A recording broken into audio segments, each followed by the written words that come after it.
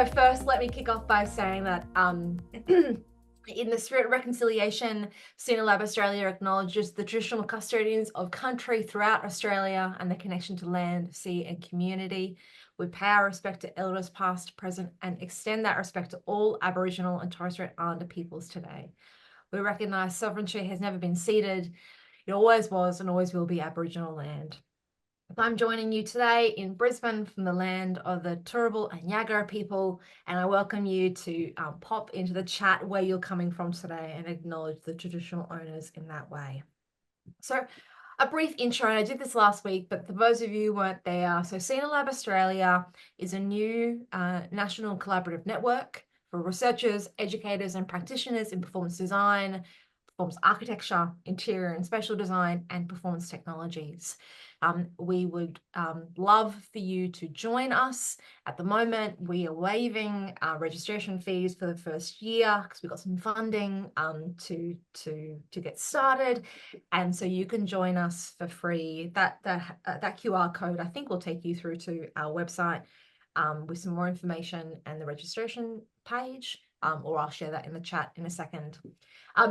It says on there, ScenoLab Australia is for Australian residents. The reason why about that is because ScenoLab Australia is a national centre for Oyster, which I'll talk about in a little bit. And so we sort of identify in that instance of being, for Australian residents. But we, in this amazing global digital age, we recognise we have people coming in and joining us from beyond Australia. We have people who identify as an Australian resident who may have come from many different areas in the world, and some people who are, global citizens. And so if you'd like to join us, but you don't feel like you maybe meet that criteria, it's not a legal criteria, it's just so you can reach out and ask us if you're interested or concerned about whether you qualify for that, but please do reach out. So on our website, you can read more about who we are, what we do, where we've come from. This is some of the proposed activities we want to do to kick off this new group, this new hub, if you will. We are a group of volunteers who, excuse me, my lunch is catching up with me. We're a group of volunteers. We're all Australian residents, and we're doing this, as Australians for Australians. And one of our primary directives is to help and grow conversations in community in our area. And so we would be so excited to partner with anybody, any institution, any group that wants to propose activities or host future events or have something that they want to talk about in the wider community. We're starting this series of 3 talks looking at education, practice, and research, but recognizing that there is so much in our area of performance design and all the things that means that could be talked about. And so in these 3 seminars, there's only so much we can cover. And so we're looking forward to keeping the conversation going, having more meetings, more discussions, more opportunities, hearing and sharing more perspectives and more voices. Today, we're over in WA with the team from the Western Australian Academy of Performing Arts, if I've got the number of A's in there correct. And then next week, we're going to be up in Brisbane, in Queensland.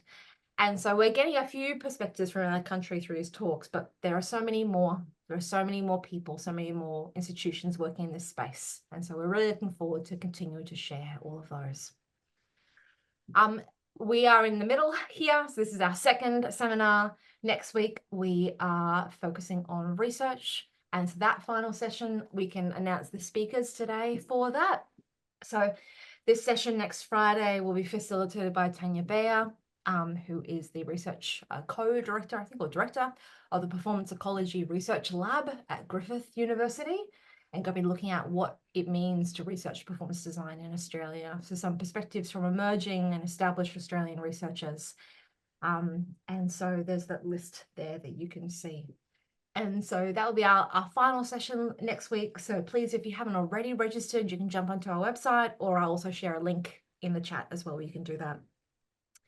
So I mentioned before, ScenoLab Australia is a National OISTAT Centre. I talked about this last week, but just to recap again, and also to welcome Wan Jun, who's there, and potentially Wei Ping as well. Sorry, gang, I've hidden my chat at the moment.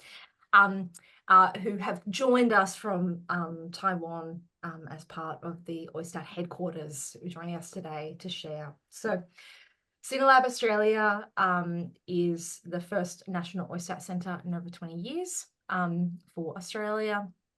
And we're continuing a tradition of connecting Australians to this international network of sonographers, theatre architects and technicians. And so this is where all of the members are. You can see the centre. Now Australia is in beautiful dark orange because we are now a centre through ScenoLab. And so by joining ScenoLab, you become automatically a member of OISTAT. And so this gives you access to a whole variety of things, predominantly as well, so events, symposiums, but also the ability to connect with and to grow your own networks with a whole bunch of practitioners, educators, researchers from all around the world. So particularly what we can help you with in ScenoLab is connecting you to what OISTAT calls commissions, which are smaller working groups, smaller communities that focus on particular topics. And you can see them all listed there.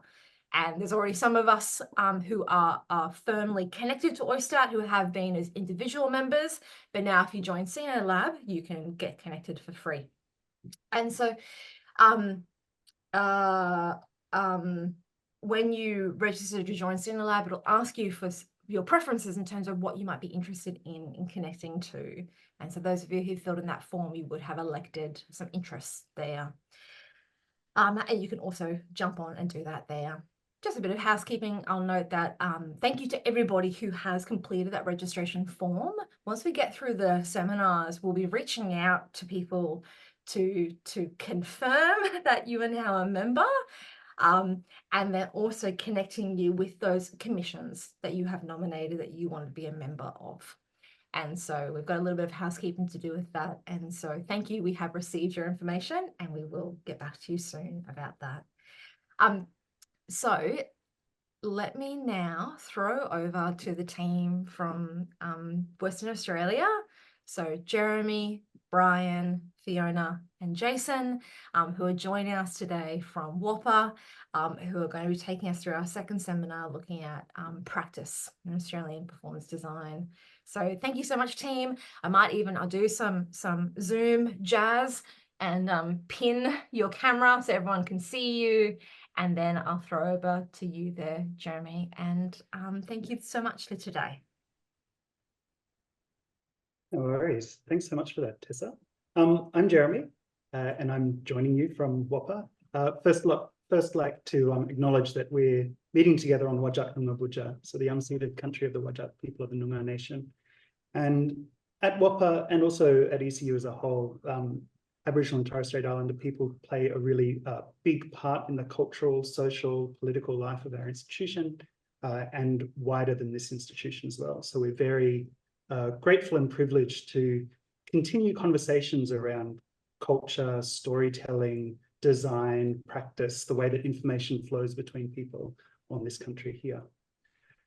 So like I said, my name is Jeremy Nidek and I work at WAPA. I'm the course coordinator of the Bachelor of Performing Arts, which has its major specialization is performance making. I'm joined here by three of our wonderful colleagues from this part of the world.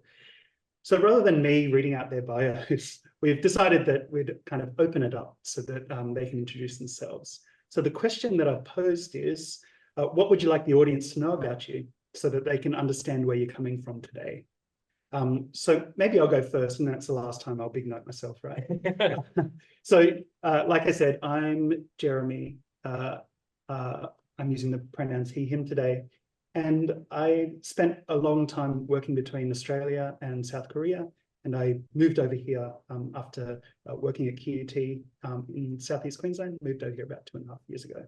So I'm very fulfilled in my work, like I said to Tessa earlier, and I'm very privileged to be here to help gently guide or put some guardrails up around the conversation with our friends here today. So how would you folk like to respond to that prompt? Who'd like to go? I'll go first. My name is Brian Molchan. I use the pronouns he, him, or they, them. And I am a set and costume designer who's recently been brought into the academic sphere. So I'm now the acting head of design, sitting in for Leif Watson, who's on long service leave, here at WAPA, and lecturing into the various design programs that we have here. I trained here at WAPA in the late 90s. I spent the noughties, I guess, working in sort of fringe theatre a lot, around the Blue Room, doing shows and cutting my teeth there. I did a residency in India, thanks to AsiaLink, researching puppetry. So I sort of normally talk about myself as a set, costume and puppetry designer. I then spent the 2010s traversing between London and Perth, where I had gone to do secondment there. Secondment was my apprenticeship that I did after studying here. And then I came back to Perth, to Boorloo, slightly ahead of the rush in late 2019, partially to reconnect with what it means to be from a place. Also being slightly disillusioned with the reasons that I went to overseas in the first place, and really wanting to investigate and develop what it means to be from a place, particularly this place, Wajak Noongar Boodja.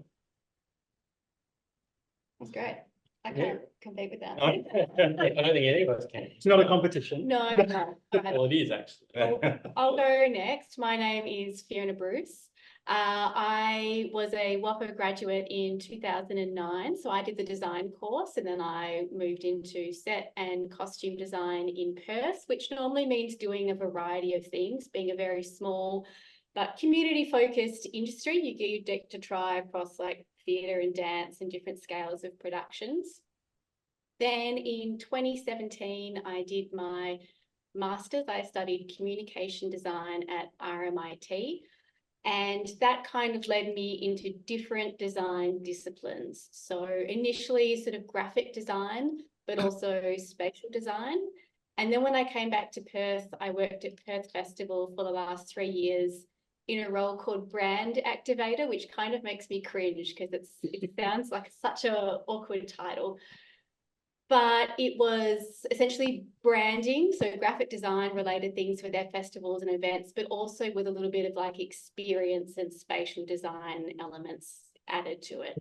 So when people ask what I do, I kind of freeze like a bunny in the headlights. And sometimes I want to say, if I'm working on something, I'll say I'm a costume designer. Other times I'll say I'm a graphic designer. And other times, like I've just had a baby last year. So for the last year, I kind of did nothing but stay at home and look after an infant. So it's really nice to be talking to some grown-ups today. Cool. And hi, I'm Jason Glenwright, and I was a troublesome young child. I thought that was a more interesting way to start because I think from where I am today, I practice professionally as a lighting designer. I'm also the course coordinator of lighting at WAPA here and also the coordinator of the Diploma of Live Service and Technical Production. Why I say that I was a troublesome young child is because I feel like it's interesting to note how I got into this industry. And it actually took me playing up at school and not knowing what I was doing and finding in high school this passion for, I suppose, backstage and technical theatre, which then led me to kind of, I don't know, my behavior apparently just suddenly changed. It became a lot more focused. It was like my life was given a bit of meaning in that moment to kind of go, this is something that actually was probably missing for some of my life. So it's really cool that then led for me to do that at high school, which then took me into study at QUT, not WAPA, like the other two panelists here. I studied technical production at QUT. So hi to all the QUT folk out there. And then since then, for the last 15 years, since up until about a year and a half ago, I was practicing as a freelance lighting designer and I've worked with many companies around Australia. But it's crazy. Now I've got a full-time job, and that's a weird thing as well. So I don't know. I'm gonna leave it at that for now. But that's who I am. Yeah, that's a really great segue to the second question that I had, which is kind of maybe drilling a little bit deeper into who you are as people. But at the moment, like, what is that thing that gives you life? I mean, Jason talked about maybe finding a bit of focus in life as a young person, like moving into design. But at the moment, as not so young people, like kind of young people, I'm really interested in what's animating you, what's keeping you going.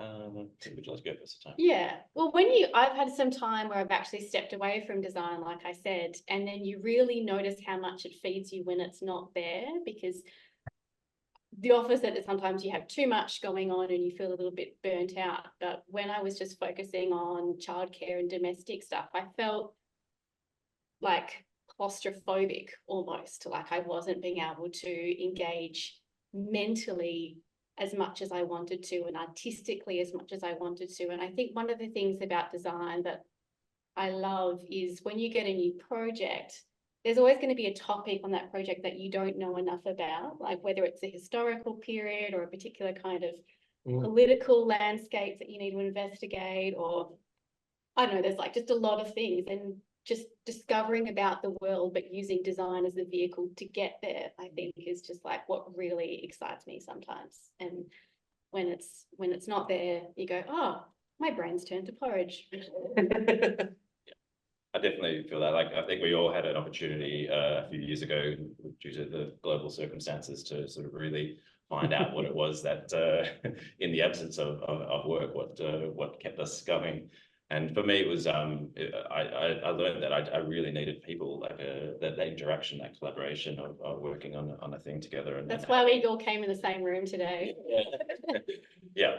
And but also the other things that sort of give me life are just reading generally, and then I guess that's similar to the investigation that you were talking about before, and deep diving into a topic, but also kind of like being around bodies of water and being in nature as well. Something that keeps me alive.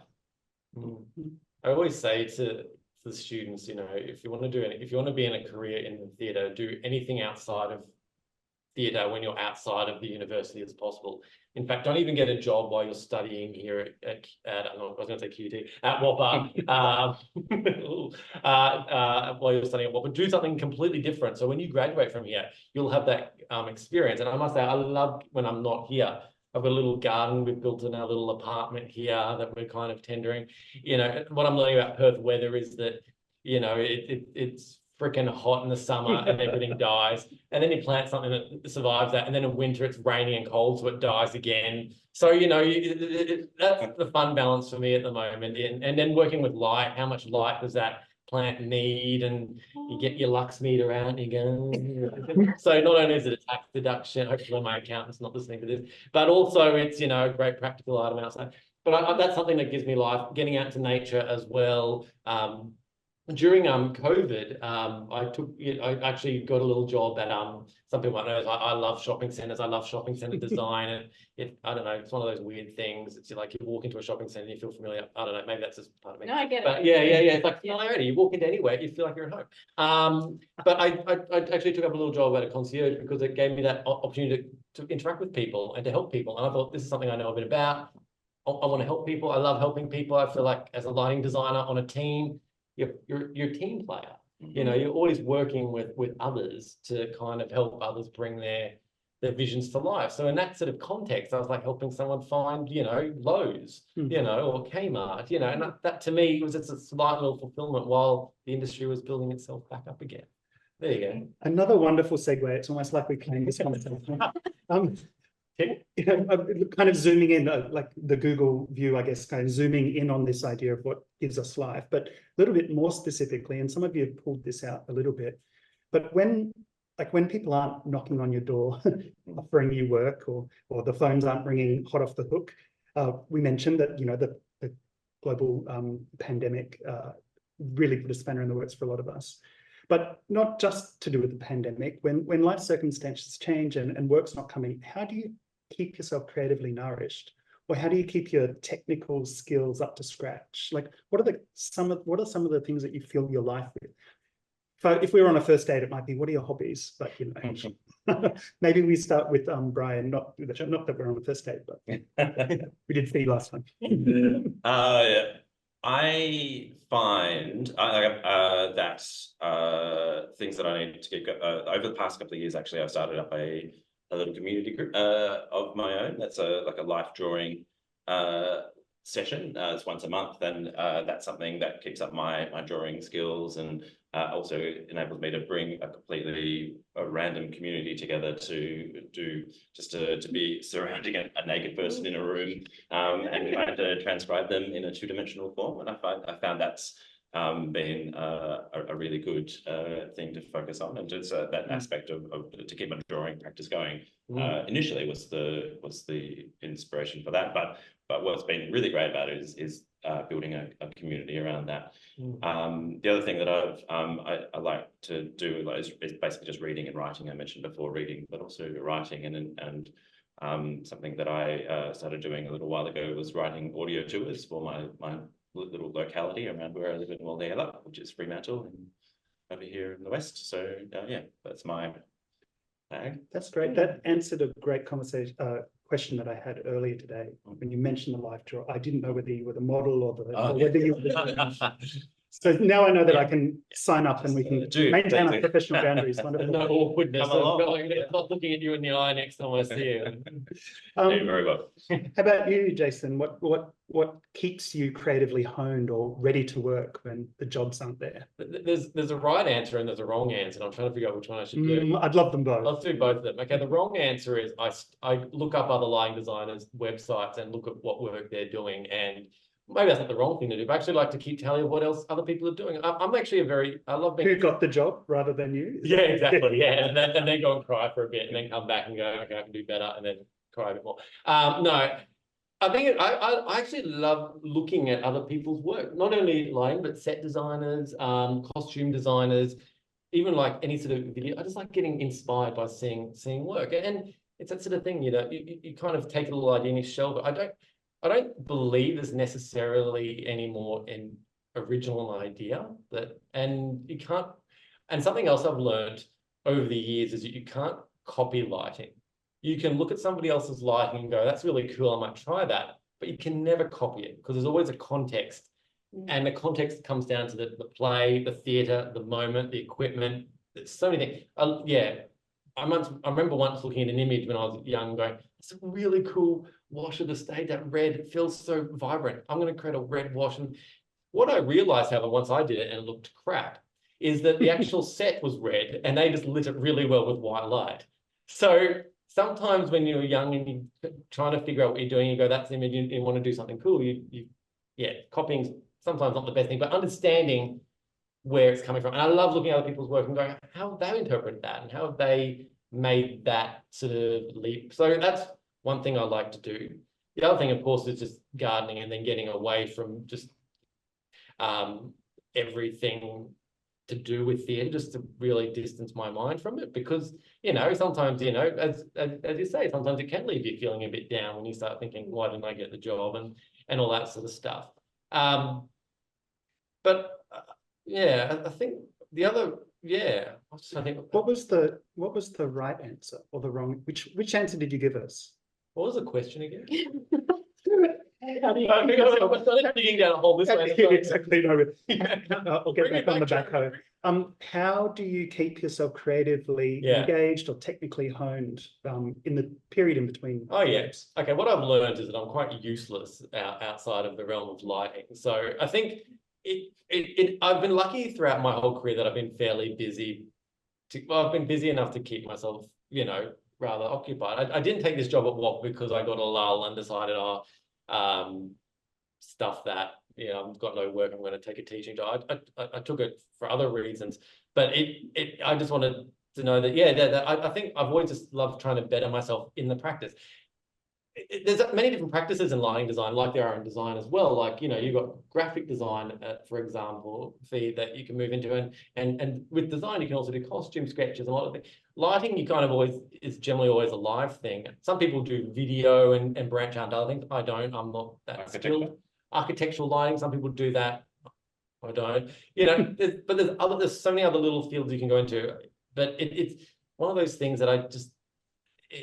I wish there was other things, that really you could use that skill for, other than doing corporate gigs, which, you know, pay great money, but sometimes can be slightly creatively unfulfilling. I wish I could say when nothing is happening, I'm at home, like just practicing my costume sketches, but no, honestly, unless there's a deadline in place and a set of parameters. And a director to collaborate with, I suppose. Yeah, I just don't drift that way. Yeah. Like I need that structure around me to do the set and costume design bit or the graphic design bit. So when I'm just left to my own devices, it just gets really like tinkery, I suppose. And I think as a designer, I'm probably more of a generalist in my approach as opposed to being a specialist. So I just like to dabble. And the other thing that you said that was really interesting is how you look at other people's work. But I feel like there's always part of your brain that never switches off. You're always visually, oh, that's an interesting thing. I'll file that away for later. Maybe it'll come in handy. So even when you've got no work on,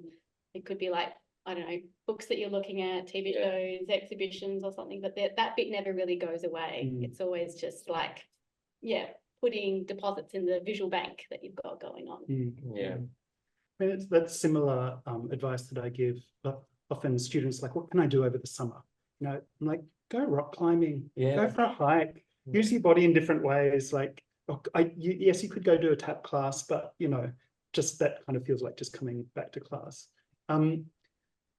What is the most, I'm interested in hearing, like, what is the most exciting thing or the best thing about a career in, you know, design, the production arts, scenography, however you want to talk about it? We've talked about what you do when you're away from the career, but what keeps bringing you back, I guess? Anyway, yeah, Brian. Sure, great. I'll jump in. For me, it is the fact that it is such a meta thing to work on. Like it gives we. In one sense, we sort of need to understand in scenography the sort of the arc of history, what the broad perspective of what's led us here to this point in time as a society, as a species, as a like that's embedded in all the works that we do in some way, in the written works that we work on. But also at the same time, we're sort of able to look at our own lives as a kind of arc or in a conceptual way, and see ourselves as characters in the world and the people around us, and then really embody those in stories, and right down to the minutiae of being able to walk into a room to think about this setup here, you know, this thing that we've crafted, and the very moment here, you right there. You know, it's a stage, it's a performance, it's a storytelling opportunity where we're exchanging, we're telling a story basically, and that's I think what brings me back. And what I love the most about it is sort of being able to have a hand in crafting that and being instrumental in that. I mean, I'm not the first person to say it, but it's like during the pandemic, when you're like, oh, you know, arts aren't essential, but like, what did everyone do with all of their worries and their fears? They engaged in film and television and music, and that was the thing that kept everyone feeling normal, like what you were saying about, it's just the core of humanity, isn't it? Like wanting to tell stories and be part of it. Yeah, absolutely. Yeah, that's the very eloquent answer. I can't really top that, I suppose. I think I think the thing that keeps bringing me back is the fact that I just love to continue to challenge myself. I want to be challenged. I think another reason why I kind of took this job at Whopper is I felt like I just needed to break from the constant similarity of challenge I got, rather than getting a new challenge, which took me somewhere different. One thing about each show that you do is there are different challenges. But from time to after a while, I suppose that could be also called burnout. But there is that thing of going, I feel like I'm just being challenged. Maybe that's what maybe that's one of the. Maybe you were burned out, and maybe this is your realization. It's therapy. Thanks, Jen. It worked. How much do I owe in it? Yeah, I think, you know, I think I love the challenge. I love being challenged by new ideas. I want a set designer to put a roof and 4 walls up, and I go, how the frick do I like this? You know, because that kind of the sort of thing where I'm like that. And then I'll go, I don't want to do that anymore because I've been challenged by that. No two projects are ever the same. Yeah, so it keeps things interesting. Yeah, the one thing I've noticed about myself as a designer though over time is that I hate immediate change without understanding the context of it. Mm. And I feel like something as I've got older, which I suppose it'd be cool to know what you have both realized about yourselves as practitioners, but something I've realized that as I got older as a creative is I hate when someone tells me we're doing this. And I'm like, hang on, what? We've just taken this complete left turn. And I go, and then as soon as I'm telling you, oh, this is why we're taking the turn, I'm like, oh, okay, I get it now, and I can come along for the ride. But the thing I've learned is that I'm very resistant to an immediate left turn. That's my own challenge I'm trying to overcome as a person now, to go, how do I be better at reacting to that immediate left turn? Yeah, and I think it's something that's great that you're bringing to the course as well, and getting the student lighting designers to come a lot earlier on in the process, and be about. And that was something that we worked on with Footloose last year, which you led and I did the set for. We all collaborated with the director from the get-go, like as a creative team working on the design, instead of it being a set designer, costume designer, lighting designer, sound designer process. And it was a really satisfying thing, and that's been a great thing to have that context delivered during the concert, so there are no surprises of I've just decided to but I also just think it's amazing, because I think what a lighting designer or a video designer or even a sound designer can offer to the process is a new way of thinking. And sometimes I've been part of so many processes that where you come in right into the design process and the set's already kind of there, and you're like, oh, okay, I feel like we could have actually done this slightly differently, and I've got an idea that we could have solved this, but it's too late now and no one's engaged with. So I think we have to be very strategic about when we bring people into the process and how we bring them in, and understanding that so many people bring so many different skill sets, not just in the area of lighting, but in their interpretation of the work itself too. And I must say, I'm always very respectful of the designers that I work with, to go, I think they're leading the creative process. I'm not here to challenge that, but I'm here to offer a lighting solution that could help, maybe work. But things aren't complete without. There's been many a time where a set has bumped into a theatre and I'm like, oh my god, shit.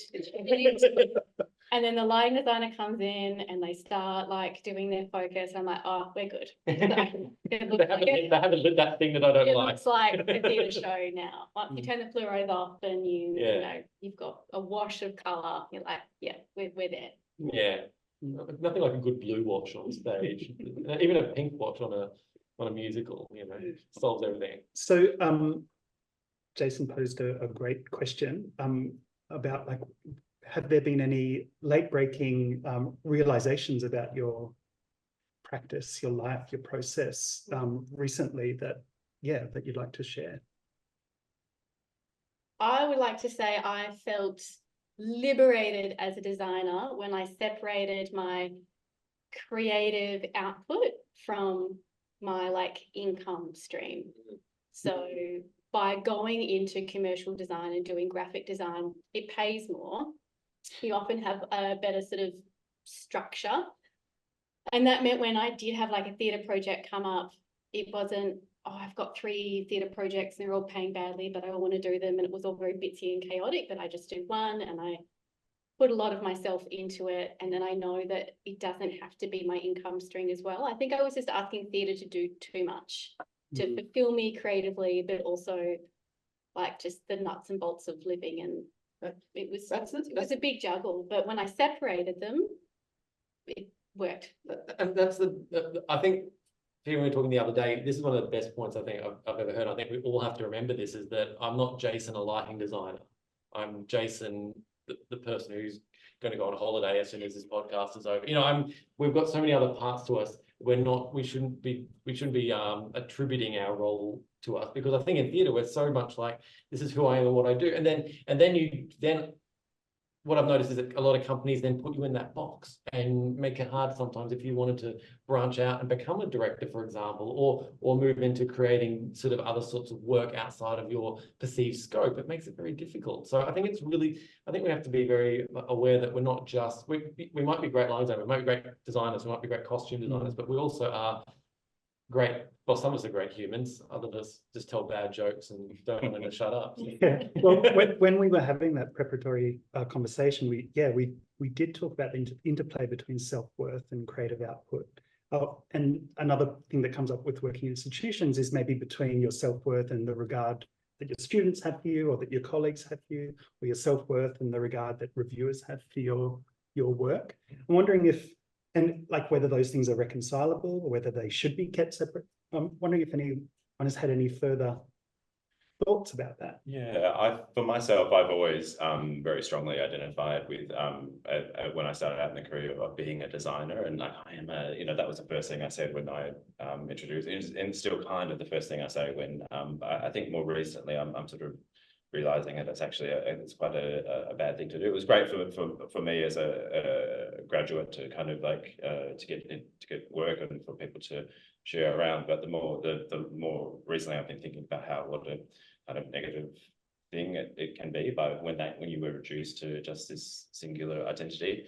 The other sort of thing I've realized recently to your question earlier, Jeremy, was that I've often talked up this idea of the lifestyle of designer. You start off by yourself and you were script and all alone, and it's giggling away at the what your possibilities that you could do. Then you get a collaborator as one-on-one person, and like someone to share that process with, and then you have a small creative team, and then it builds to like this family, if you like, of that you're creating, and then the actors come on board, and then that builds and builds and builds all the way up until opening night, when the audience walk in the room and it's the biggest it's ever going to be, and then you stand there at the dock, watching that ship sail and going away, and then you start again. And I always used to talk about that as a kind of like a great thing, like it's start again the next day and woo. But the more recently I've been thinking about it, and times that it's happened to me, it's actually quite a damaging thing to have to do to wrench yourself away from a family and then start all over again without having the things in place to. That's why I don't go to closing night parties. At opening parties, you're part of the gang, and by closing night, all the in-jokes have moved on, and you're just like, hey, remember me? They're like, nah. Yeah, you're always kind of a little bit out of sync with like what's going on. Yeah. That's why you become a line designer. No one knows who you are in the cast, and then you show up the overnight party and they go, oh. Everyone looks at you a little bit like this, because sometimes, depending on how much you're in the room with the cast, they always just see you there. Sometimes, depending on how nice or how accepting directly they introduce you, and that's fantastic. But sometimes you end up slinking in, you sit there and you're doing your work, and you're coming in for a bit, and then you're sitting in the back of the theatre doing your work. Your paths barely ever cross. And then you see them on opening night, and you both look at each other funny, you and the cast, and you just move on. It's actually, there's some really weird relationships, even though you intimately as a line designer know every part about them on that show, because you've been staring at them constantly, making sure the light's completely right, making sure everything is perfect. You feel like you know every part of them, and then all of a sudden you walk outside and you're just the man in the shadow. You're the man in the shadow too. They don't even hardly know your name. Yeah. But it's strange. We talk about design being collaborative, and of course it is, but there's also patches of it where it's really not lonely, but it's a solo pursuit for a large phase of a project. Hello. And then you share it. Did someone have a question or? No, I think it's just one going in. Oh. Yeah, so, I think you mentioned before when we were talking the other day, this idea of decision fatigue as well. This, this thing of you being the sole arbiter of decisions who has to go forward, and that can get really tiresome, like being the one person who is responsible for that. I don't know what the solution is to the how do I introduce ourselves at at these things, like, because it feels slightly bad to say, oh, I'm a person, or I'm a human, and I like long margaritas and long walks on the beach and getting caught in the rain and all that sort of stuff. I am interested in, so one of the processes that I use in performance making or in production is to make a point that everyone in the room has to introduce themselves and check in and be part of that. And sometimes that's a little bit grating, like some technicians aren't terribly interested in opening up, but one of the that intervention came for me working kind of in cross-cultural environments, we're working across languages, working with people that are trans and gender diverse, where the requirement is you have to let the team know what you need in order to do your best work. And that's often a question that I encourage everyone at the start of a process to, what do you need in order to do your best work? But I'm interested in hearing, like, have there been any processes or companies or collaborators that you've worked with where you have felt like a part of the team or a part of that creative family? Yeah. Have you had any experiences where you don't just feel like the man in the shadows, as Jason has put out there?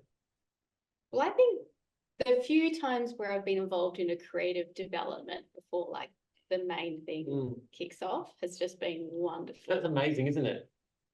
Yeah. Yeah, sorry.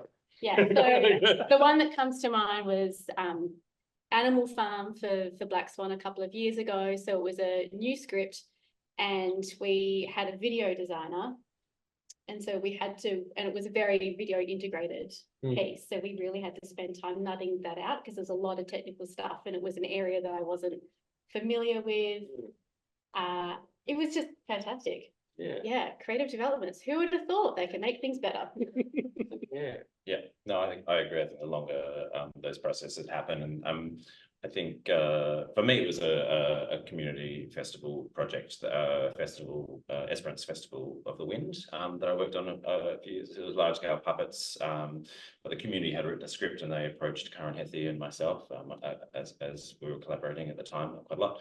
And we went down there like over a series of over a couple of years into little 2-week stints that built in intensity. We worked with all the different parts of the community that really came together in a really well orchestrated, well produced event that was this big outdoor, large scale script that we all underwater sea creatures and heaps of community, like school kids and adults, were like all came together from the community. We had the men in sheds build some of the things. We had after school groups. We went into schools and it was just like the whole community down there came together to bring this thing to life. And that was the most that I've ever felt held as a you know and supported by I guess good producing and also you know like a high spirited event. Yeah. But you? Yeah, I suppose I suppose most of the shows that I think it's great teams. I think one of the problems I always have when I'm working with great collaborators is you feel like you're great friends with them and you get really close and you know, this is maybe actors. I'll take actors out of the equation now. We're just back to the core team of the director, designer, sound designer, and yourself. And sometimes, you know, you work really intensely on a project. And then it generally always feels very fulfilling. But then, you know, you get to the end of opening night and then I'm naturally a very shy person. I'm not very good at building, you know, personal relationships. It's always been a big struggle of mine. So after opening night, sometimes these mates that you've made or spent weeks with, it's like you're letting that go. But you always think back in that show, go, oh, that was a really great show to work with because, you know, had some great collaborators and great people to work with. And I always like to think that, you know, you should always try and like you always will work with people who aren't great, or who won't, I suppose, work with you in the way that, you know, is probably best for you or aren't really good at communicating in a style that you accept. I suppose that might be a better way of saying it because sometimes some people are just not really good at it. But I think I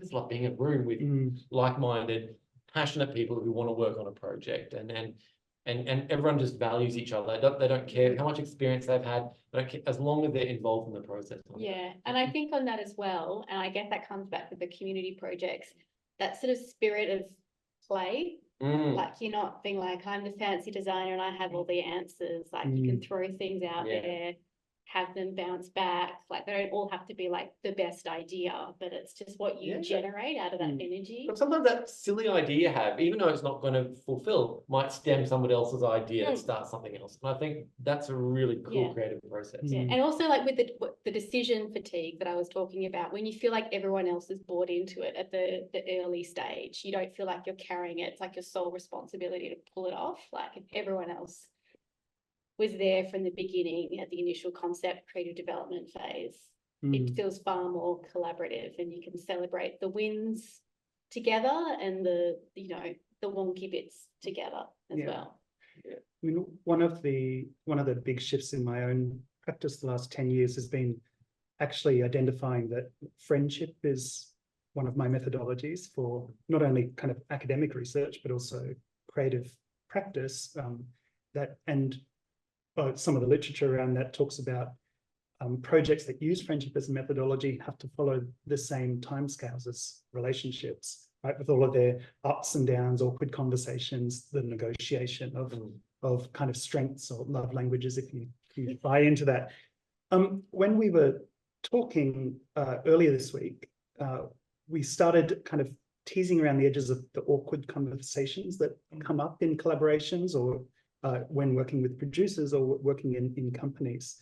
And I'm interested in hearing about those kind of awkward conversations you've had to have, maybe not with your partners and friends and lovers, but your collaborators. We can do that at the pub later. Yeah. Well, I had a few years ago, I had I very strongly disagreed with a director I was working with. I won't name any names or shows or anything like that, but it was to do with the use of live animals on set as a part of the set design, and I had a real crisis really, because I'd signed this contract and it was looking like the director was really insistent. I had to make the very difficult decision of whether to stand up to bring my values to the table and open the discussion and see what could be done about that. And yeah, that was really hard. Yeah, the two. But in order to do it, I sort of had to realize that I might sacrifice my professional standing. I might have to put my I did in fact end up pulling out of the show, although I allowed them to use the design of the show. But it really tarnished a friendship that I had with that director, but there's never sort of gone back to being the same again. And yeah, and I've not worked with that company since. So that was really hard. Yeah, and that was an awkward time where it was just those meetings were just like my very idea of hell, where I had to sort of go against the grain and being taught the whole time as a designer, and that's we have this kind of very theatre building an idea like everything's going to be, oh, that's great, what can we do next, and then actually having to be the person to come to the table and say, hang on, I really strongly am not comfortable with where this is going, and walking away was hard. Well, sorry to hear that, Brian. Yeah. Tough. It was fine. It was good to do. Yeah, we often try to celebrate the successes, right? And we leave the bad stories for pitching at the pub. But it is important for us to be kind of vulnerable and share these moments of like, how did we wrestle with something that was really difficult.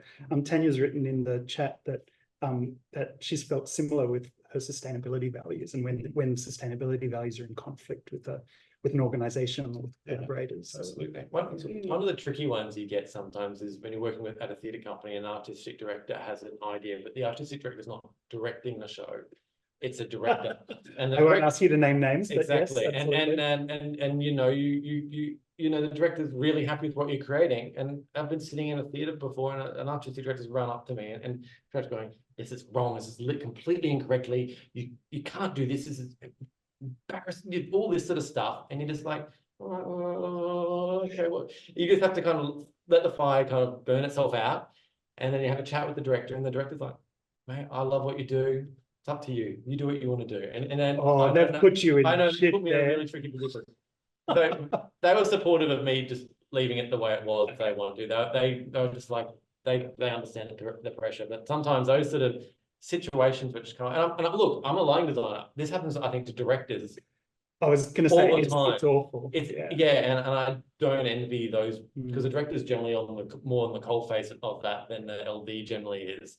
But and it's quite funny because that design went on to win awards and stuff like that. But you just like, it's funny that in the context of that, it always just, then you feel like a failure after that, because you feel like you walked away from the process not realizing it, and it's a bit and tricky. also, like, we talk about like these collaborative teams, but simmering away sometimes there is a kind of hierarchy that you might not be aware of, but when you step into a project you have to feel your way to see what undercurrents might be happening in a company. But that's the awkward thing too, because I think based off that sort of thought is that this director I was working with, was my first time working with this director, I'm getting along well, and all of a sudden you've actually you're putting yourself on an unstable ground with this director, and you might not work with them again now because they've got this, you know, it's almost like sometimes your career sometimes also rests upon other people's thoughts, and they're not even someone who's directly collaborating with you, and that's tough because they don't understand the context and they don't understand the situation. But I suppose that's sometimes stuff you just have to grapple with as an artist. Fee, how about you? Look, Any vulnerabilities or awkward conversations? I'm just like, which ones should I actually share in a recording? But I do want to talk about money. Okay. Like it's also like your The most awkward fees. conversation. Like we were just saying the other day that none of us have agents. So if we're gonna pay have for this, have you paid for oh, theatre? absolutely. Wow. Yeah, sometimes. I'm not taking this job to make. Yeah, when I get an invoice, I frame it. Yeah, great.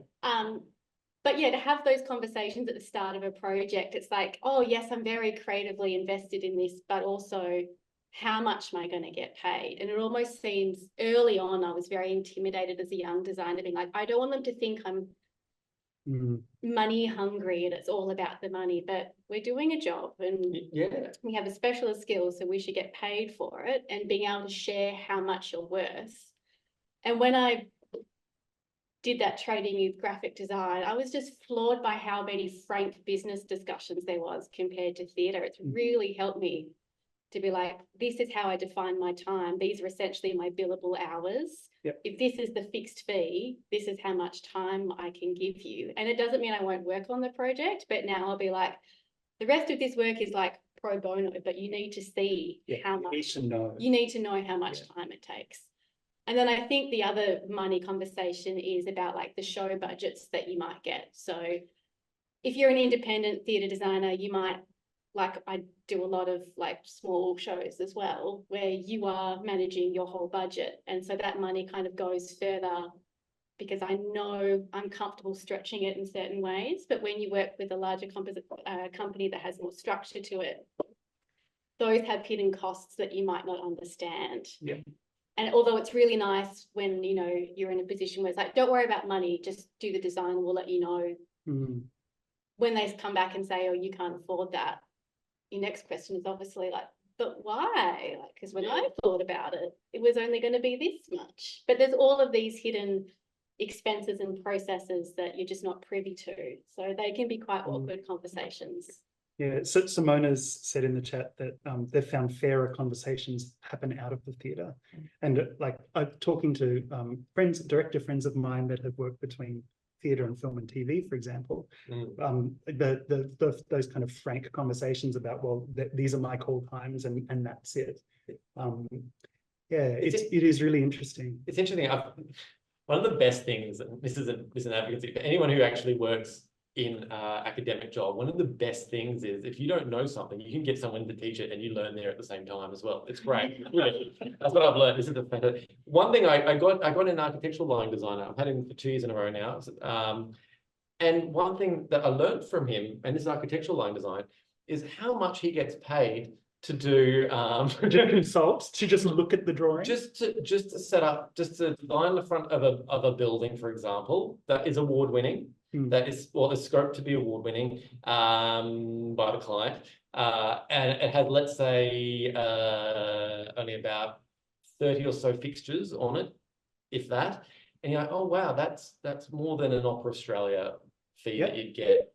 And he's tallied his hours up. He actually came up with a document which says how he spends his hours, and he actually breaks his roles up into different sort of hour types. So he's either an associate lighting designer, he's either a lighting designer, he's a senior lighting designer, he's a CAD drawer, and he's given each title a job value, like a monetary value, and then he'll show hours for it. So at the meetings, he'll always put at senior lighting design level because that's like $200 an hour. So it means that when they're in a meeting that's running over, he can just go, well, you've booked me for 4 hours worth of meetings in the lead up of the process. It's one of those things though that a client in that sphere will always be very sort of responsive to seeing that sheet. I ended up drawing up one of those sheets for someone who said, can you quote me a design? And I sent it to them. And actually it actually got me across the line to get the gig because I actually could see exactly how I was going to use my hours. I was like, oh, they're not going to get across. And you can actually then go down the bottom and go, oh, give them a little discount. It looks really nice too. But it's actually one of those little business things that, because if you just go, they go, Brian, I want you to design the set, and you'll go, oh, X amount of money. Then I go, that's too much money. Yeah. They can't actually see how much process you put into it to arrive at that thing. And that was something really cool to see just from the architectural and design. Yeah, I mean, something that is constantly a battle for me is realizing how much our industry, I guess, or our field is propped up on this false economy of hidden work, of unpaid labor, of sometimes stolen wages. And, you know, this happens in the academy and outside of the academy. And there is sometimes there's a feeling that, like, if we're honest about the amount of money that things cost in terms of work hours, but also in terms of budgets, that it won't get done. But I mean, at what cost? You know, we talked about you just realizing in this moment that you've been burnt out. Like at what cost? There's a great comment here from Inogen that another designer mate, a mother like myself, will be very clear about childcare costs and babysitter availability with her production managers, and will not be in rehearsals or tech times over family dinner times. Yeah. And then a follow-up: when we work in film and TV, there's enough money to fund childcare during the day, at night. Yeah. Anyone have any kind of further thoughts about those ideas? Just on the money per hour, I just want to point out that there was another design lecturer that I had that said, it's not always about the hourly rate, because you're paying for someone for their skills and education and expertise. So do you want someone who gets to that idea and takes 10 hours, or do you want someone with experience and can get to the good idea in 1 hour? So just while we're talking about like as well, there's also artistic merit as well of a thing. And, like that you have a name in this practice you do, and you would pay an artist to paint a painting, you know, thousands of dollars, when it may have only taken, you know, not billable hours per se, but there's there should be a recognition of the artistic. So there's more to it than the hourly rate, but absolutely.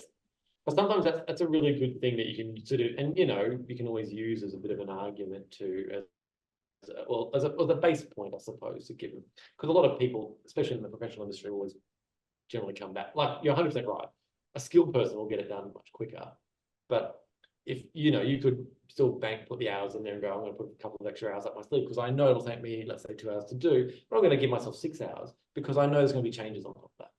And things like that, and then you go, that's how long that process might take as well. Yeah. Just bringing it back to the awkwardness as well. Like, I think there's something that's happening in the past few years in the sphere is the requirement legally to pay for superannuation, and how many companies still don't even have that conversation, and how it is awkward to have that conversation at the front end of a project, because you know, maybe they don't want the extra labor of having to work out what 15% of a number is and pay it into a separate account or whatever. But it is something that I continue to struggle with in bringing it up early on and talking about that, because I know myself how much extra effort work it is to pay someone that for when I've engaged assistants, and it is it's quite a laborious thing to go through the whole system.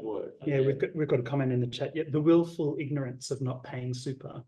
But I mean, part of the question is, well, is my super coming out of the sphere, or is it being added on top? Like who? Like it's a legal requirement, and maybe it'll stop you from getting the work, but so that's illegal. So if you don't want to like come out guns a-blazing with your lawyer's business card, but and can I just link this back to that? I think I get maybe it was you, Phil, Brian, when you brought it up about representation. So like having like an agent or something like that, or someone like that who represents you as a neither of you have ever had agent representation, have you? I haven't, just to put on the table. Can I ask why? Because that sort of thing, I think, of what agents are really good at having those awkward conversations. Can I say, because I can tell you why I haven't gone with it, but I'd like to know your reasons why. I saw agency representation maybe 5 or between 5 and 10 years into my career, and I just couldn't find someone who would represent me. There's no agents who represent designers in WA that I found. There might be like agencies who might take on a designer, but they primarily represent writers or actors. So it was just about not being able to get one initially, and then I just got better and better eventually at doing all that front end loading of negotiations that I worked out I didn't need you know, I would just be paying some unnecessarily to do that work.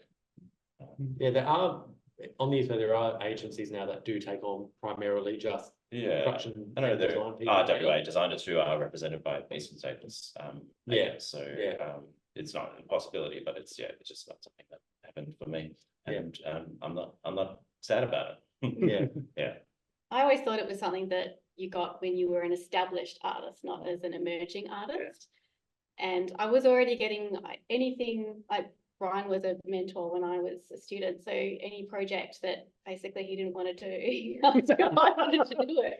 So Brian, your agent, did he take 15%? Where's my 15? So yeah, I got work through other designers recommending if I assisted them. Like Christina Smith was instrumental in me getting more work as well. So it was just through those mentorships. How about you? I have looked into it in the past, but then there was that thing of this, it was 15%. So I was like, and they thought, oh, we'll just add that on top of your usual fee. And I'm like, it just felt like a really weird thing. And I sort of said, okay, well, then what? Then apart from, I'm happy to have conversations about negotiating with people. I'm probably not necessarily the best negotiator, but I don't mind it. I said, so what else can you do for me? Can you set up meetings? No, you still have to do a lot of that sort of stuff. And I'm like, okay, I want to introduce myself, get into. So I just didn't see any real value in it. I can see, however, from now that I've kind of taken a step back and I can look into the industry a little bit, I still like to work in it, don't get me wrong, and I still want to, so but without shooting myself in the foot right now. But when I do look at back and have a look at it now, the agencies do represent their clients. So let's say that, for example, Brian, you turned down a gig, but you with an agent, but that agent also represented another designer locally. They would then put that person forward. This is what generally happens as a second option or their third option, I've noticed.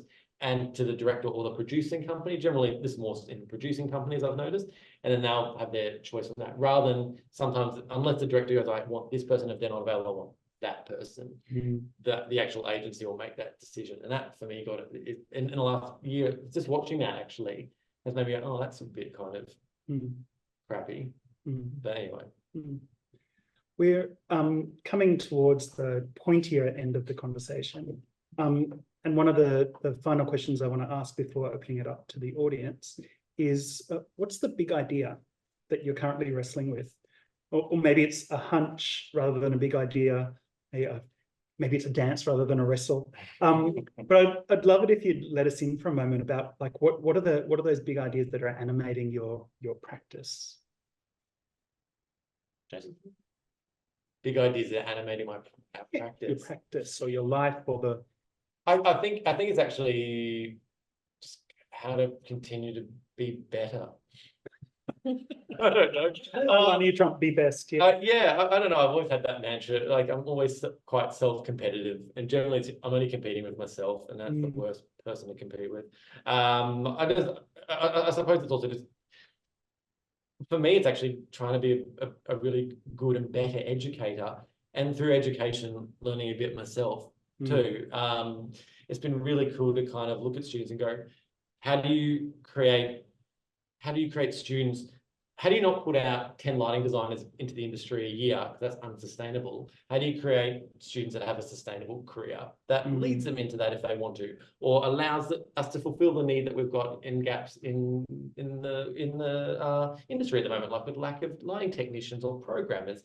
How do we structure people's careers? And I think I've been really excited over the last year and a bit to really figure out how we best build that sort of education, and then give people the idea and the trajectory to move into design after a while, or as the industry calls for it, I suppose. And I think I really enjoyed that. And it really isn't, I really enjoyed looking at the technological side of how the industry is evolving too, because we do have this amazing industry. Look, the way we light shows today is pretty much about 12 years ago, you would not light a show the same way you'd light it, say, with the technology we have. It's actually amazing.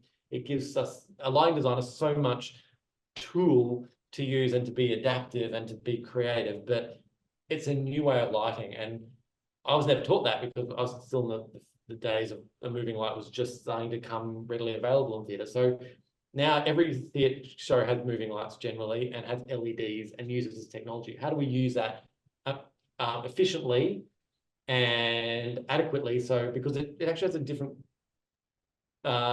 use of time and in schedules and in production schedules. And yeah, I think that's something I'm really interested to really get a good hold on myself, not only professionally, but as an educator. So there you go. Thank you. I'd like to counterpoint that a little bit and Yeah. jump in and say, like, just to Fine. your point of Right, if you want. perfectionism, you know, this trying to get better and better. Yeah. Like, I think something that there's the big idea that I'm wrestling with is how to give a story the time it needs to before it's told. You know, like how do you respect the stories and instead of like why aren't we fighting against this tradition of the show must go on and it having like when it causes so much collateral damage along the way, when the stories aren't ready to be told, when people are falling off the side of the cliff on the way to getting the story up there. I think something for me that I've been trying to do is getting better at having the conversations, you know, in a way that's not, you know, just about putting the pressure on myself to be perfect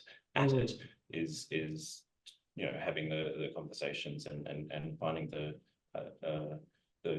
giving something the right amount of time to do. And I think that's something that we've all maybe forgotten a little bit of in the rush to get back to being in the same room as each other, in the rush to get back to putting shows on stage. Like this, I think my thing that I would like to see happen and to do more of is spend more time talking about when is the right time to do a show or tell a story.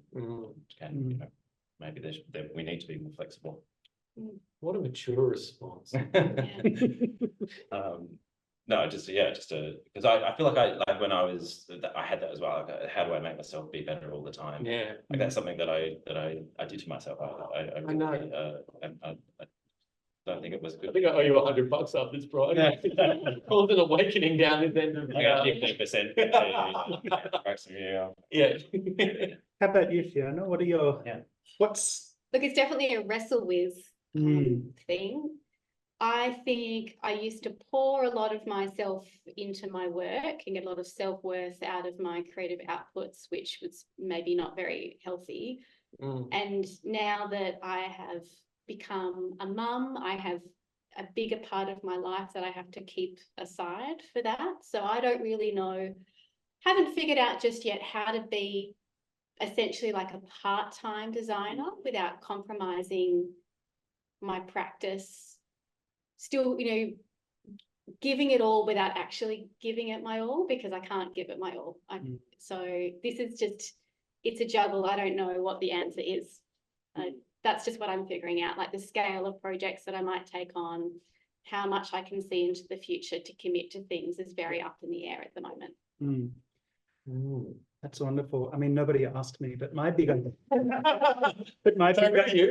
my big idea at the moment is like, what are different versions of a good life, right? Like what and how do we live a good life? And like I've seen little glimpses of that from the three of you today. So thanks for giving us some insight into what it is to have a life as a designer in this place called so-called Australia. I just want to say, how bloody lucky are we to have a role as a designer or on any sort of show? Sometimes just sitting in the theatre and you sit there and go, this is the stupidest job, because one, I'm not saving necessarily anyone's life right now. I'm not solving world hunger or world peace. I'm not helping someone in a hospital. But what I am doing right now is helping someone tell a story and have an opinion on light. And I thought, how bloody lucky that we can actually have a career doing that, or actually have the opportunity to do that in general. It's a very, very lucky thing for us to be able to do in general, I think. So I just want to say that. Very #grateful. Hashtag lucky. I'm wondering, so I think I've addressed most of all the questions that have come through in the chat, but wondering if anybody sitting there at home would like to ask a question. You can just speak up, unmute. I have one that we could kick off with. Great. I'm thinking about your current position in Perth and how, you know, for some of us that is many, many hours away, you know, depending on the size of our big country. And I'm thinking about this idea of this tyranny of distance that we as Australians or people working in Australia sort of have to grapple with, whether that is having a career even nationally, let alone internationally. And so I thought maybe thinking about sort of that Australian context, if you had any thoughts on that, maybe if you have any answers to that question for perhaps some of the younger or more emerging designers who are here, or yeah, so that's a terrible, open, vague question, but let me just put that out there and see what you think.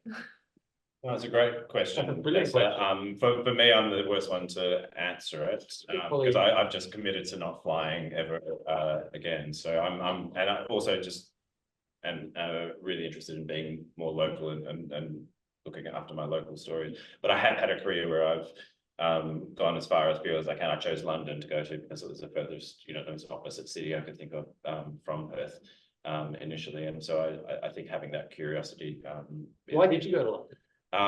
Because I grew up on a lot of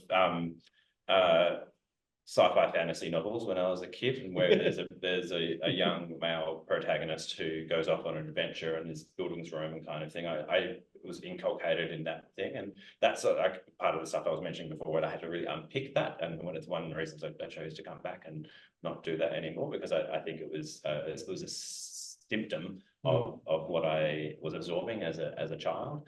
And that's so yeah, I guess I'm fighting against the readership that I had as a child. So my answer to that question is to I guess, Tessa, to not feel the need necessarily to go far. Great things can happen here, right where you are, and there's stories. There's no reason why London is more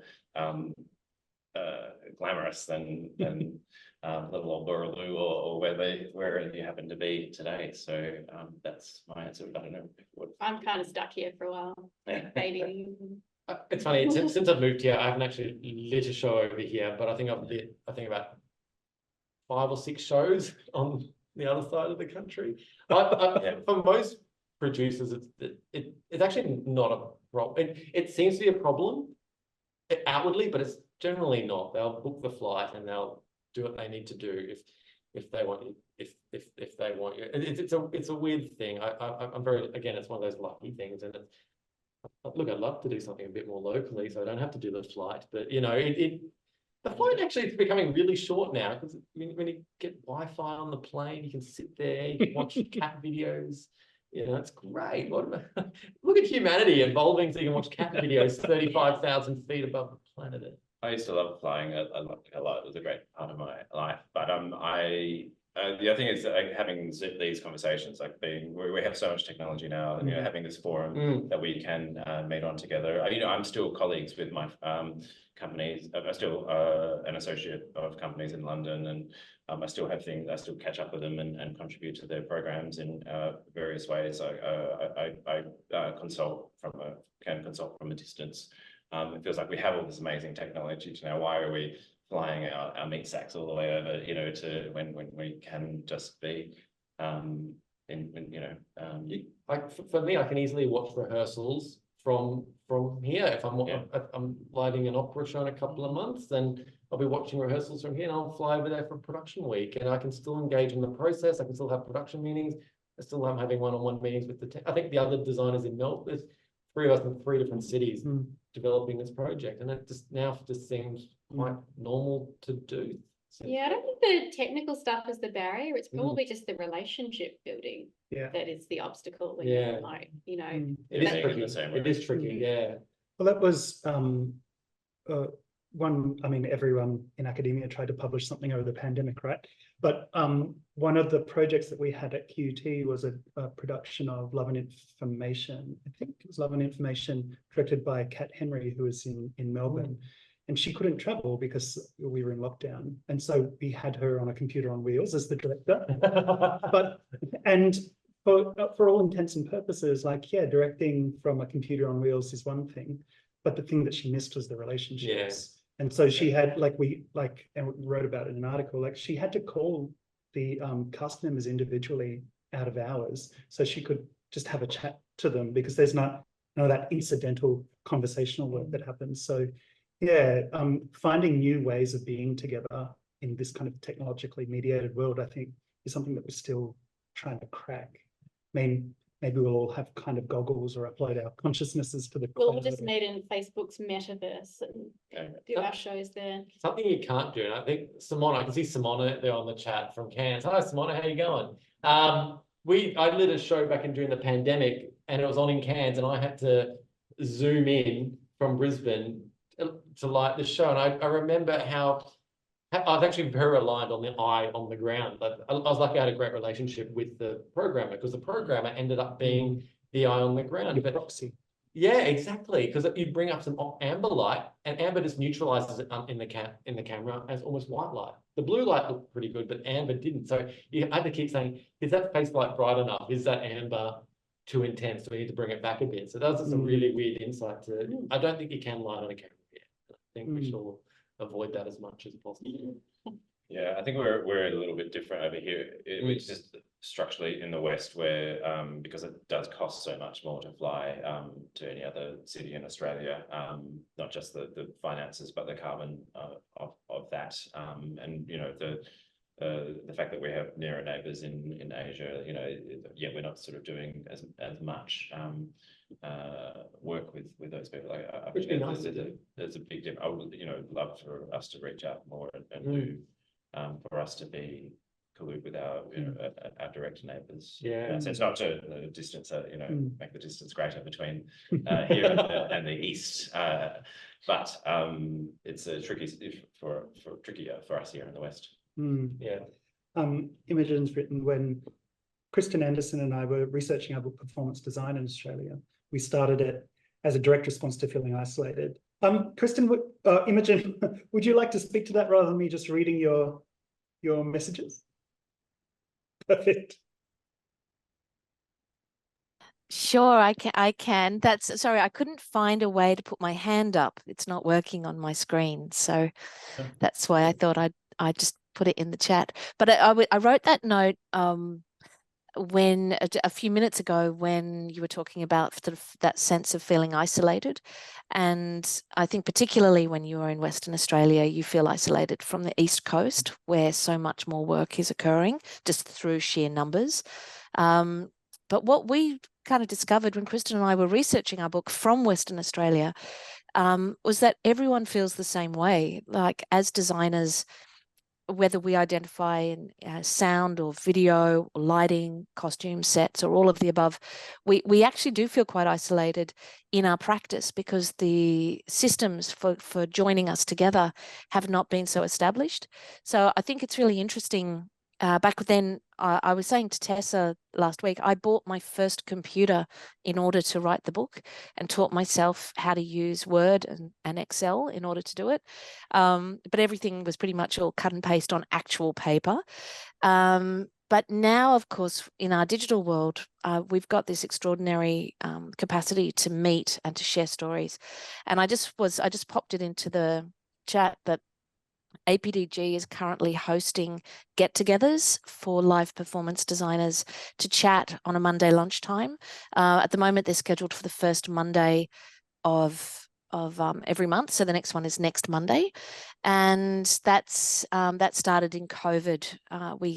We did lunchtime catch-ups for designers of all forms in live performance to catch up. But I know that's why ScenoLab and the APDG sort of will function as this way in our new world to bring us all together, so that we can start to share stories and processes. We were really interested in the process of design when we were researching, like, how do designers design and what makes a designer a designer. And I think these conversations are as relevant now as they were 25 years ago. Thanks so much, Imogen. We've got about 10 minutes left. Does anyone have another question for our panel, or another comment? Well, waiting, maybe I could just fill in. Like, I would love you. something I wanted to sort of round up on that conversation I had on the awkwardness that I had in that particular show that I worked on, is that led me to try and get better at talking about work working with animals in the theatre and the ethics and morality around that. And so I ended up presenting a paper at a similar networking kind of environment, and that sort of led me also to becoming a part of a national group of artists who were developing a website, www.animanifesto.com, and I wonder if we can even just pop it in the chat. Like, it's still being built, but it's basically a website and a manifesto to artists and working for people who are considering working with animals, not just animals as live animals, but animal symbols and the effects that that has upon other sentient beings. So that was like one of the great outcomes of the awkward conversations that I elected to have, and introduced me to a whole new community. And so I really encourage everyone to go awkward as early and as fast as possible, because you know, like you expressed sympathy to me, and I was like, no, it was actually one of the best things that had ever happened. It made me, you know, realize where that line, your values are, and what my values are. So I would just wanted to round that up. I mean, back to friendships and relationships. So you've got to set the ground rules right at the start, right? You've got to have those awkward conversations. What are we going to be doing after we catch up for a drink, right? Same thing. Are we going to have animals or not? Can you spell Animanifesto for me? Animanifesto.com. Yeah, that's it, I believe. Yeah. It's really interesting, Brian, because it makes me sometimes question what my beliefs are, and I go, oh, I think it's amazing. So many existential crises. There's such a Sitting another invoice. Yeah, I'm thinking another invoice coming in. I think it's amazing that you saw that, because I think I've always felt myself just, there's been things that I've stayed in on many conversation processes where I'm like, I feel like I should say something right now, but if I do, this might not be very good, because I think it's a really, I was better out than in. sometimes it is. Well, sometimes. But I think we need to respect that other people do have other beliefs, and I think as good and as accepting as the theatre industry can be, I think it's really good for us to actually accept that other people do have other beliefs that might vary, and need to respect that. And that's why I feel very sad that you potentially damaged that friendship, I think. So I think I wish that wasn't the case for you. The link didn't work. And you've just gone to a propaganda website. Maybe it's being hacked or something like that. I think I found it. I think it's a WordPress site. So I've just okay. Sorry, my apologies. Is that the one? That's the one. Yeah. Stunning. So formatting needs some work, but background. But there it is. Thank you. We've got about 3 or 4 minutes left. Anyone else want to pipe up or have a burning question, a burning desire to be heard? Well, just while we're all here, I can't actually see how many people are still on the chat. 21. If anyone else wants to share anything about their practice, like you've heard us talk about ours, but is there anything that's come up that you guys would like to contribute? Yeah. How you work, how you wished you worked. What do you do when you're in peaks and troughs of design work? I thought I might just come in. I just want to say I resonated with so much what people were saying, and I just thought, wow, this is a very particular field, and we all feel very similar.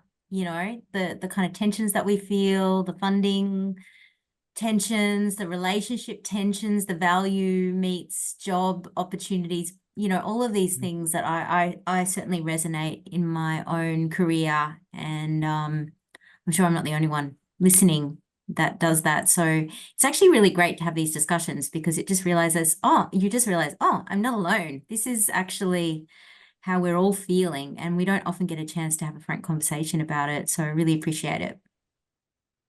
That's all I wanted to say. Yeah. I agree.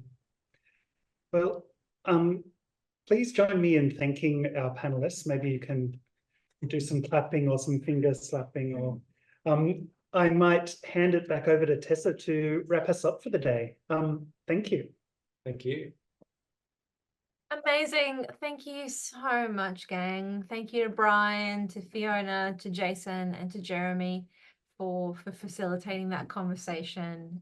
So meaningful, and thank you for your your honesty as well, and sort of sharing, you know, some of these more the highs and lows of what it can be to be practicing. And so I think that's really I know it's struck a chord with me, and it's a really nice, I found it a nice way to sort of begin to wrap up my week on this Friday. And so thank you so much to that. Jason, at one point you accidentally referred to this as a podcast, and the whole time I'm thinking, oh my God, we could make a podcast. So if anyone else Yes. likes that idea, like maybe we should do a podcast. It's I not. was just, Tessa, yeah. I was just thinking into the future. I'm just, you know, So just, you're you don't have to edit that out. forecasting, Jason. You've always been a pioneer. But no, you know, again, it's like these ways. Imogen used the term like connective tissue. Hey, how are the ways that we keep having conversations and get more voices and more perspectives in as well? Because everyone has such incredible stories to tell. And so that wasn't meant to be such a blatant segue, but let me capitalize on it and to plug. So we have our final seminar next week, same time, 12 p.m. Australian Eastern time. And we're going, so this week we've been in WA. Next week we're going to be up in Queensland with the team from the Performance and Ecology Research Lab, led by the wonderful Tanya Baer, who's here, and looking at research. And how do we research performance design in Australia? What does it mean? What does it look like? Looking at people who are coming at it from all different ways, all different types of design, all different methodologies at different stages in their research career, combining professional practice and research, education and research, all of these things. And so most of the people who are here have already registered for that. But please, if you have anyone who's interested in this, share the invitation far and wide. There's no limitations. We have a very broad understanding of what performance design is. So all of the grey space in between, and we'd love just to bring people along and to get them connected. Of course, like Tanya's actually here. Tanya, is there anything else you wanted to say about next week? For that, or are you happy for me to plug? Yeah, no, I'm just saying it's going to be a bit of a Queensland focused one where we're actually meeting in person, a bit like the Perth crew. So we're going to be coming to you live from here in Queensland, in Brisbane, and we've got somebody's doing a performance design in honours, so the kind of what it looks like in an honours project. What it looks like in a PhD kind of landscape, and then looking at current researchers like Tessa and Maddie, who are currently working in their area of research and have been for quite a while. So just kind of looking at that whole trajectory of and thinking about what are the areas of research that we need in our field, and how can research and practice connect a little bit more. Yeah, what's kind of the latest thinking on the research side when it comes to our field? Beautiful. Amazing. Well, Yeah. Thank you again. Thank you so much, Tanya. So much looking forward to that next week. And I'm a bit biased because I'm actually on that panel, but anyway. And thank you so much for everyone who's joining us. And one last big thank you and love to the panel for today, and for spending the time and energy to prep for this. It's been wonderful. Thank you so much. And the recording of today will be available and out next week to share as well. So have a wonderful and safe weekend, everybody, and we'll see you next week. Okay, goodbye.